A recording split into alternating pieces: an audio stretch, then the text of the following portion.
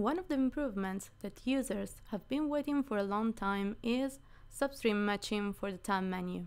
If I want, for example, a constant node, before I had to type the first letters C, O, N to get the node. But now I can search for any part of the node, and if I type NST or ANT, the constant node comes up. In the list, there are some white letters and some gray letters. The white letters are essentially the highlighting of the letters you've typed. And this is a nice update because it gives you a clear indication of what you've searched and how that has been reflected in the search. Basically, you can get all nodes that contain the letters in the order typed. The order is based on alphabet. The letters that are combined together are prioritized to the top. So if I type DEA, you can clearly see that all nodes with DE in a row are on the top, and that the A progressively gets farther away from the D and the E. This is a very basic example of what you can do, but you can also search based on capitalization. For example, accessing deep nodes like a deep merge used to be a lot of letters to type because you had to always type deep and the merge afterward. Now, with the new implementation, you can just type D and the first letters of merge. But even a quicker way would be to type just capital D and capital M, and immediately it pulls up the deep merge on top of the list. Another nice addition is that you can search by menu location. This means that if I type color, I can get color bars, color correct, color lookup, and so on. Instead, if I type color in brackets, I can get all nodes that are usually under the color menu. And obviously, you can combine the two searching and type something like I bracket C to get the invert node. We also do have what is called a waiting system and a favorite system. Let's click some stars first. It basically means that when I go to search, the starred nodes are always on top of the list.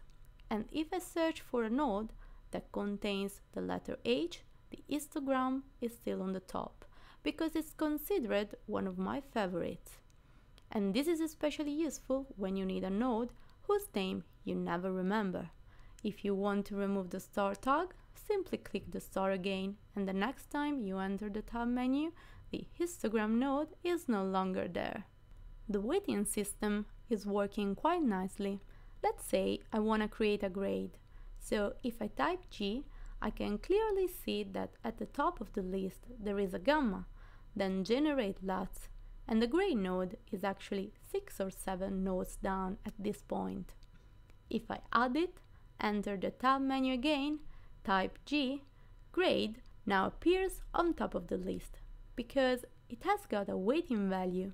This means that used nodes are always on top of the list, and the more often a node is used, the higher it appears in the list. Let's add some extra grade nodes, a couple of transform and a blur. They all have different weighting values, and this is reflected in the weighting icon. The grade node got a bigger icon because its weighting is larger, while the blur has the smallest weighting and appears under both the grade and the transform. Note that adding nodes using hotkeys doesn't affect the weighting. So if I press P in the node graph and I add multiple blur, then the blur doesn't get any extra weighting value and is still third in the list. This is because the common idea is that we use hotkeys all the time, and we use the tab menu because we cannot add the node using a node key, or maybe we don't know that a node key exists for that node. Anyway, we don't want to have those nodes on top, pushing down the nodes we are actually looking for. You also have in the preferences an ability to clear the weighting and to clear the favorites. And the next time you enter the tab menu, everything is clear. In the preferences, you can also disable weighting and favorite. And if you disable both, you can still search for any part of the node's name. Substring matching works also within the J menu, used for searching bookmarked nodes. Let's bookmark this node. Then If I click J in the node graph, the J menu appears and all my bookmarked nodes are in there. If I want to search for the node I just bookmarked, I can type M7 and the node appears on top of the list. This is a faster way to navigate to a particular node in the script.